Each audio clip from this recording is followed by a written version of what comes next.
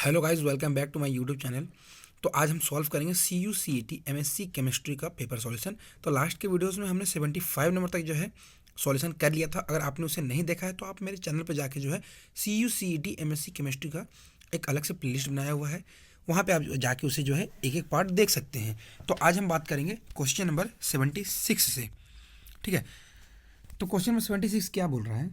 A sample of pure S2-butanol was placed in a 10 centimeter polarimeter tube using the D line of sodium lamp. The observed rotation at 20 degrees Celsius, alpha is equal to 104 दिया हुआ plus 104.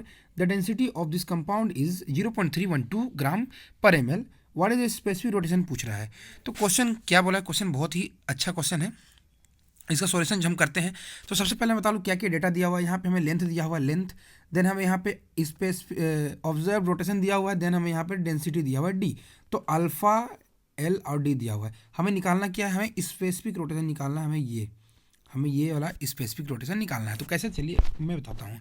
तो यहाँ पे देखिए, मैंने बोला L हमें दिया हुआ है, अल्फा एंड डी। अब मोस्ट इंपॉर्टेंट चीज़, जब भी हम स्पेसिफिक रोटेशन निकालते हैं तो जो लेंथ होती है वो हमेशा डेसीमीटर में होती है। तो सेंटीमीटर को डेसीमीटर में चेंज करने के लिए आप उसे 10 से डिवाइड कर देंगे, तो ये हमारा आ जाएगा 1 डेसीमीटर। अब अल्फा जो दिया हुआ था ऑब्जर्व रोटेशन वो 104 था एंड डेंसिटी था 0.312।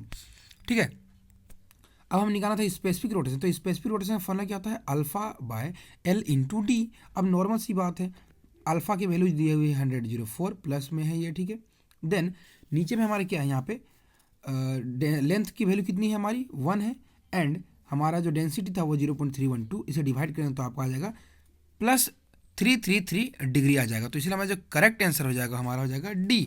तो इस तरीके से आप इसका आंसर कर सकते हैं। अब हम लेते हैं अपने नेक्स्ट क्वेश्चन को। तो नेक्स्ट क्वेश्चन बोल रहा है कि द फॉलोइंग मॉलिक्यूल्स आर, मतलब ये दोनों जो मॉलिक्यूल्स हैं इन दोनों में क्या रिलेशनशिप, क्या ये इंसोमर है, क्या ये डायस्टोमर है, क्या ये कंस्टिट्यूशनल आइसोमर्स है या होमोमर्स है। तो चलिए इसका हम सॉल्यूशन करते हैं। तो सबसे पहले हम कंपाउंड ए को लेते हैं, आप यहाँ पे देख सकते हैं। तो इससे जब हम इस तरीके से हम ये 100 हॉर्स में जब इस तरीके से हम इसे रिप्रेजेंट करेंगे, तो आप इसे किस तरीके रिप्रेजेंट करेंगे? देखिए, ये मिथाइल और ये, इससे आप इस तरीके से लिखेंगे एंड ये जो हाइड्रोजन उसे आप यहाँ पे लिख देंगे। देन ये इन दोनों के बीच में एक हमारा क्या प्रेजेंट है? एक बॉन्ड प्रेजेंट है। एंड ये ऊपर हमारा ये COH, तो हमने यहाँ पे COH लिख दिया।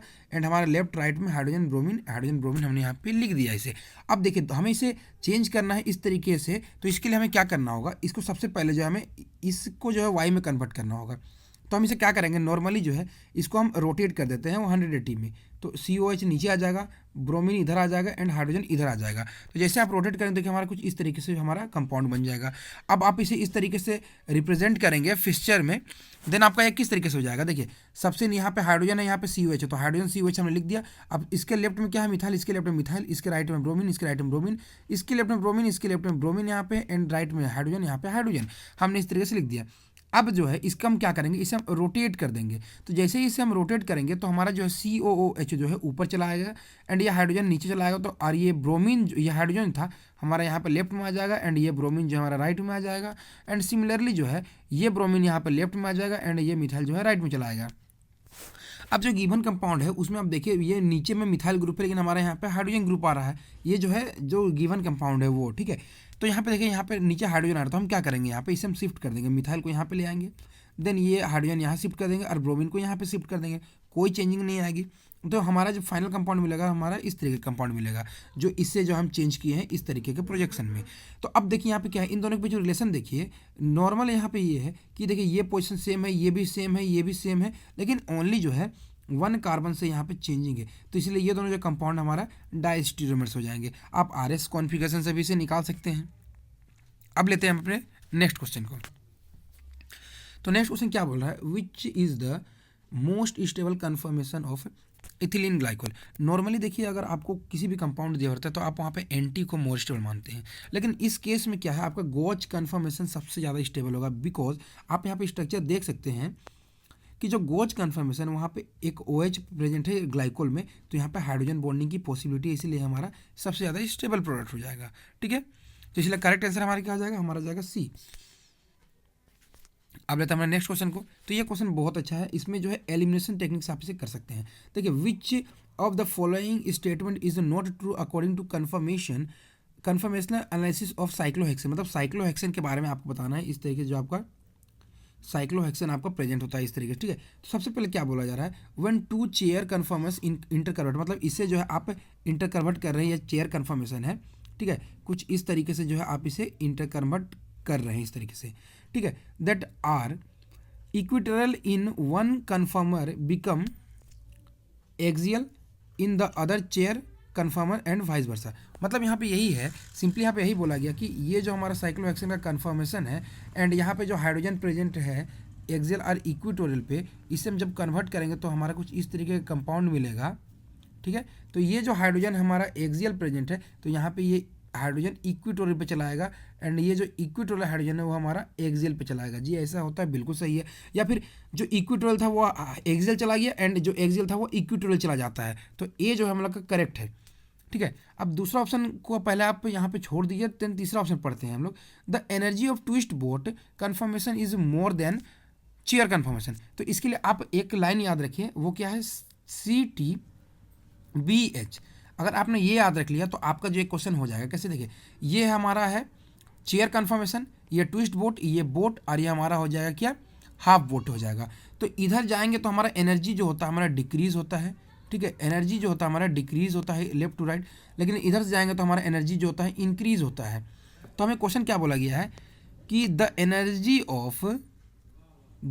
Of twist boat conformation is more than chair conformation. मतलब जो ट्विस्ट बोट है इसकी एनर्जी जो है क्या है, हमारी इसकी एनर्जी क्या है, चेयर से ज़्यादा है। जी बिल्कुल सही है, क्योंकि चेयर जो होता है स्टेबल होता है, और जो स्टेबल कंपाउंड होता है, जो स्ट्रक्चर होता है, उसकी एनर्जी कम होती है, इसीलिए जो ट्विस्ट बोट की एनर्जी है वो ज़्यादा होगी। अब दूसरा क्या बोला जा रहा है हमें यहाँ पे, the energy of full boat conformation is lower than half chair. जो फुल बोट है, ये बोट है, ठीक है, इसकी एनर्जी जो है वो क्या बोली जा रही है, कम है, किससे, हाफ से।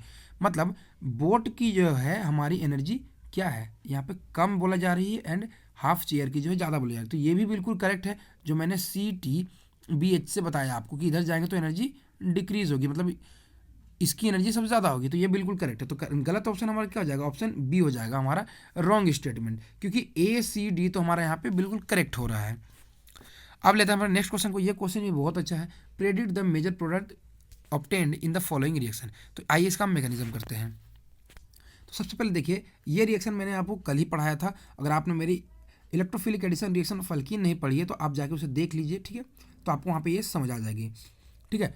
अब यहाँ पे देखिए क्या है कि यहाँ पे हमारा एक अल्कोहल ग्रुप प्रेजेंट है, तो सिंपली यहाँ पे डिहाइड्रेशन रिएक्शन होगा। लेकिन मेन यहाँ पे डिहाइड्रेशन आप कैसे करें, तो सबसे पहले जो एसिड दिया हुआ है, एसिड सबसे पहले ऑक्सीजन H पे जो है अटैक करेगा, ऑक्सीजन के लोन पेयर पे, और जैसे ही वहाँ पे अटैक करेगा तो OH2 का फॉर्मेशन हो जाएगा। इन द नेक्स्ट स्टेप क्या हो जाएगा, ये लीव कर जाएगा, हमारे यहाँ पे कार्बोकेटायन बन जाएगा। अब देखिए, ये कार्बोकेटायन बना है, ये हमारा 2 डिग्री है एंड बगल में हमारा 3 डिग्री प्रेजेंट है। तो यहाँ पे सिंपली 1,2 मिथाइल शिफ्ट होगा, 1,2 मिथाइल शिफ्ट हो जाएगा, ठीक है।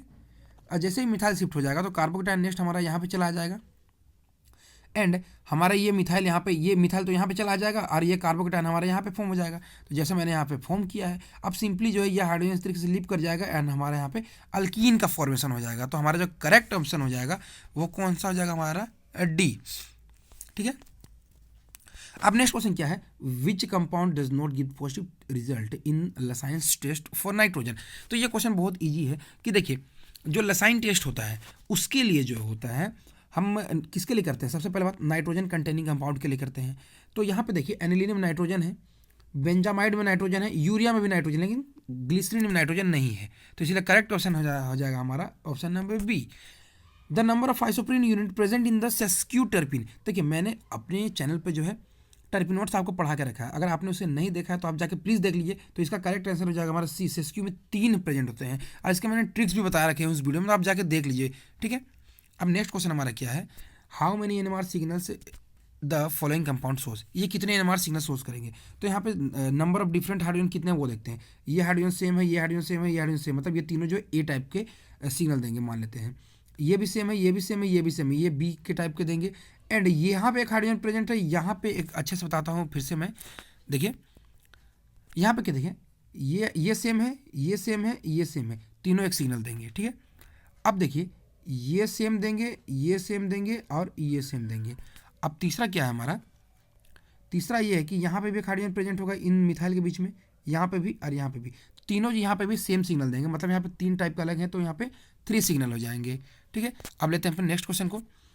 The reactive intermediate in the following reaction is, आइए मैं इसका मैकेनिज्म दिखा के आपको बताता हूँ कि इसमें कौन से इंटरमीडिएट होंगे। तो देखिए आप मैकेनिज्म में देख सकते हैं कि हमें NaNH2 दिया हुआ, तो सिंपली क्या करेगा, यहाँ पे जो ब्रोमीन प्रेजेंट होगा ये NaNH2 यहाँ से हाइड्रोजन ले जाके जो है ये बॉन्ड इधर शिफ्ट होगा और ये ब्रोमीन इस तरीके से लिप कर जाएगा और हमारे यहाँ पे जो है बेंजाइन कंपाउंड हो जाएगा, बेंजाइन इंटरमीडिएट हमारे यहाँ पे फॉर्म हो जाएगा।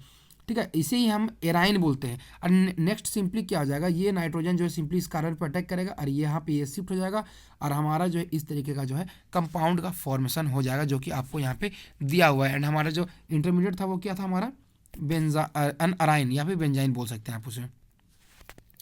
एंड आज का हमारा लास्ट क्वेश्चन क्या है, तो इस क्वेश्चन में बोला क्या जा रहा है, neighbour rearrangement is conversion of, तो इसका जो करेक्ट आंसर हो जाएगा हमारा डी, इसमें कीटोऑक्सिम tosylate to alpha amino ketone के लिए रिएक्शन किया जाता है। तो उम्मीद है आपको आज का वीडियो अच्छा लगा होगा। अगर वीडियो अच्छा लगा तो प्लीज़ वीडियो को लाइक करना, चैनल को जरूर सब्सक्राइब करना। मिलते हैं इसी तरीके के नेक्स्ट वीडियो में, तब तक धन्यवाद।